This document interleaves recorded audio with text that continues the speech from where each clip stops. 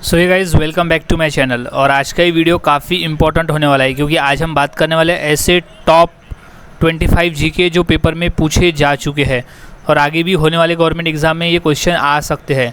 तो सभी क्वेश्चंस के आंसर अच्छी तरह से याद में रख लेना है ताकि अगर ये क्वेश्चन आते हैं तो आप इसका सही आंसर दे सको। अगर चैनल पर नए होंगे तो इसे सब्सक्राइब करना न भूलें और बेल आइकॉन दबा दें ताकि मैं ऐसे ही वीडियोज़ आपके लिए लाता रहूँ। सो गाइज़ शुरुआत करते हैं आज के हमारे जीके स्टडी की। तो सबसे पहला प्रश्न है, राज्यसभा के सदस्य के लिए न्यूनतम आयु कितनी होनी चाहिए? यानी अगर आप राज्यसभा के लिए उम्मीदवार में खड़े हो तो आपकी कम से कम उम्र कितनी होनी चाहिए? तो इसका सही जवाब है ऑप्शन बी 30 वर्ष। 30 वर्ष कम से कम आपकी आयु 30 वर्ष होनी ही चाहिए। कम से कम ज़्यादा से ज़्यादा चलेगा लेकिन कम से कम 30 वर्ष तो होनी ही चाहिए। अगला सवाल है, अमिताभ बच्चन की पहली फिल्म कौन सी है? क्वेश्चन पूछा जा चुका है। सो इसका सही जवाब है ऑप्शन सी 7 हिंदुस्तानी। 7 हिंदुस्तानी नामक जो फिल्म थी वो अमिताभ बच्चन की पहली फिल्म थी। अगला सवाल है, अंतर्राष्ट्रीय महिला दिवस हर वर्ष कब मनाया जाता है? क्वेश्चन 2 बार रिपीट है। सो ये मोस्ट इम्पॉर्टेंट क्वेश्चन है और पेपर में पूछा भी गया है। सो इसका सही जवाब है ऑप्शन डी 8 मार्च। 8 मार्च के दिन हम हर साल अंतर्राष्ट्रीय महिला दिवस मनाते हैं। सो 8 मार्च इज़ राइट आंसर। अगला सवाल है, मनुष्य के खून में कौन सा धातु पाया जाता है? क्वेश्चन रिपीट है। सो इसका सही जवाब है ऑप्शन डी लोहा। लोहा नामक धातु मनुष्य के रक्त में पाया जाता है जिस वजह से ही रक्त का रंग जो है वो लाल दिखाई पड़ता है। अगला सवाल, भारत के किस शहर को पिंक सिटी कहा जाता है? क्वेश्चन रिपीट है और ये पूछा भी जा चुका है। सो इसका सही जवाब है ऑप्शन डी जयपुर। जयपुर, भारत के जयपुर शहर को पिंक सिटी भी कहा जाता है। क्वेश्चन पूछा जा चुका है और ये इम्पॉर्टेंट है। जयपुर को पिंक सिटी यानी गुलाबी शहर नाम से भी जाना जाता है। अगला सवाल, डूरंड लाइन किसके साथ भारत की सीमा निर्धारित करती है? क्वेश्चन इंपॉर्टेंट है और ये रेलवे में और यूपीएससी के पेपर में पूछा जा चुका है। सो इसका सही जवाब है ऑप्शन डी अफगानिस्तान। अफगानिस्तान और भारत की जो बाउंड्री है, जो सीमा है, उसे डूरंड लाइन भी कहा जाता है। अगला सवाल, गंगा ब्रह्मपुत्र का डेल्टा किस प्रकार का है? क्वेश्चन इंपॉर्टेंट है और ये पूछा जा चुका है। सो इसका सही जवाब है ऑप्शन ए चापाकार। चापाकार, गंगा ब्रह्मपुत्र का जो डेल्टा है वो चापाकार प्रकार का है। सो इम्पॉर्टेंट है, याद रखें चापाकार। अगला सवाल, भारत का सबसे शुष्क स्थान कौन सा है? क्वेश्चन 2 बार रिपीट है और ये पूछा जा चुका है। सो इसका सही जवाब है ऑप्शन डी लेह। लेह नामक जो स्थान है वो सबसे शुष्क स्थान है भारत का। अगला सवाल, हरिद्वार और देहरादून किस हिमालय में स्थित है? क्वेश्चन रिपीट है। सो इसका सही जवाब है option C Shivalik. Option C है शिवालिक। हरिद्वार व देहरादून शिवालिक हिमालय में स्थित है। अगला सवाल, भारत की खोज किसने की? क्वेश्चन मोस्ट इम्पॉर्टेंट है और ये पूछा गया है। तो इसका सही जवाब है ऑप्शन बी वास्को दी गामा। वास्को दी गामा ने भारत की खोज की है। वास्को दी गामा। अगला सवाल, चीनी क्रांति का नायक कौन था? क्वेश्चन आया हुआ है रेलवे के एग्ज़ाम में।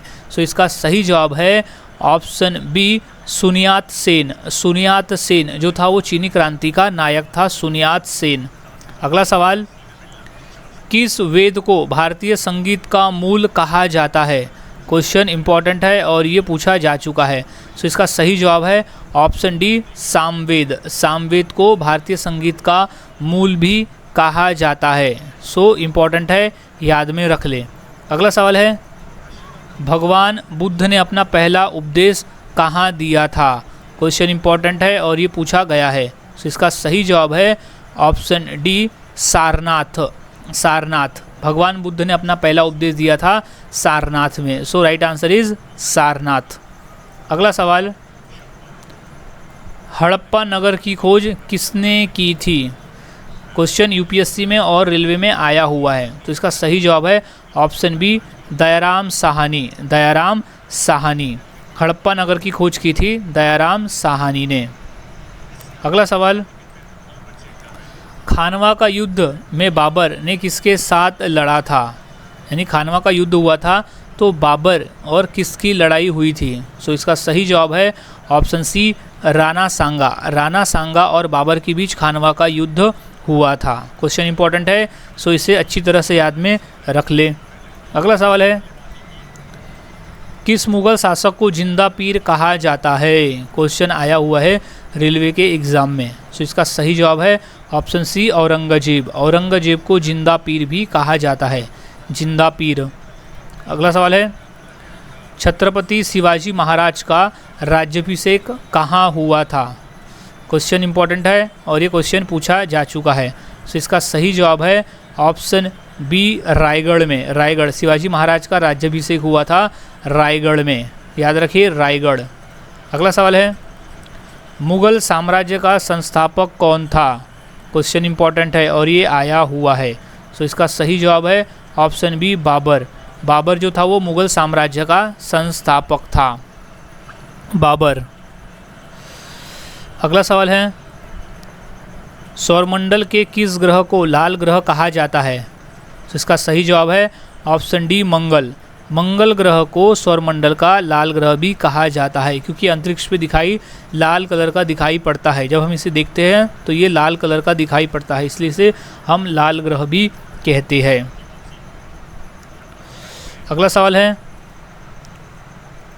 सौरमंडल का सबसे बड़ा सौरमंडल का सबसे बड़ा उपग्रह कौन सा है? तो इसका राइट आंसर हो जाएगा ऑप्शन ए, गैनीमीड। गैनीमीड जो है वो सौरमंडल का सबसे बड़ा उपग्रह है, गैनीमीड। अगला सवाल, आकार के अनुसार सौरमंडल का सबसे छोटा ग्रह कौन सा है? क्वेश्चन इंपॉर्टेंट है और ये पूछा जा चुका है। तो इसका सही जवाब है ऑप्शन ए, बुध ग्रह।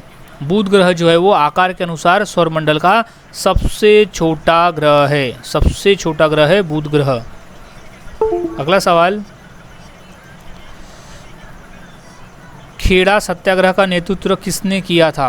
खेड़ा सत्याग्रह किसने किया था? तो इसका राइट आंसर है ऑप्शन ए, महात्मा गांधी। महात्मा गांधी ने खेड़ा सत्याग्रह का नेतृत्व किया था। अगला सवाल, भारत का पहला उपग्रह कौन सा है? क्वेश्चन इंपॉर्टेंट है और ये 2 बार पूछा जा चुका है। तो इसका सही जवाब हो जाएगा ऑप्शन ए, आर्यभट्ट। आर्यभट्ट, भारत का पहला उपग्रह है आर्यभट्ट। आर्यभट्ट पहला उपग्रह है। अगला सवाल है, काकोरी कांड के नायक कौन थे? क्वेश्चन इंपॉर्टेंट है और ये क्वेश्चन पूछा भी जा चुका है। तो इसका सही जवाब है ऑप्शन ए, रामप्रसाद बिस्मिल। रामप्रसाद बिस्मिल जो थे वो काकोरी कांड के नायक थे। रामप्रसाद बिस्मिल काकोरी कांड के नायक थे। अगला सवाल है, राजीव गांधी की समाधि किस नाम से जानी जाती है? क्वेश्चन आया हुआ है एसएससी के पेपर में। तो इसका सही जवाब है ऑप्शन सी, वीरभूमि। वीरभूमि नाम से राजीव गांधी की समाधि जानी जाती है। सो गाइज़, आज की इस वीडियो में हमने 25 ऐसे क्वेश्चन देखे जो पेपर में आ चुके हैं। तो सभी क्वेश्चंस के आंसर अच्छी तरह से याद में रख ले ताकि अगर पेपर में रिपीट होते हैं तो आप इसका सही आंसर दे सको। सो मिलता हूँ ऐसे ही और नए जीके के साथ अगली वीडियो में। तब तक के लिए चैनल के साथ बने रहे, वीडियोस को देखते रहे और जीके की प्रैक्टिस करते रहे।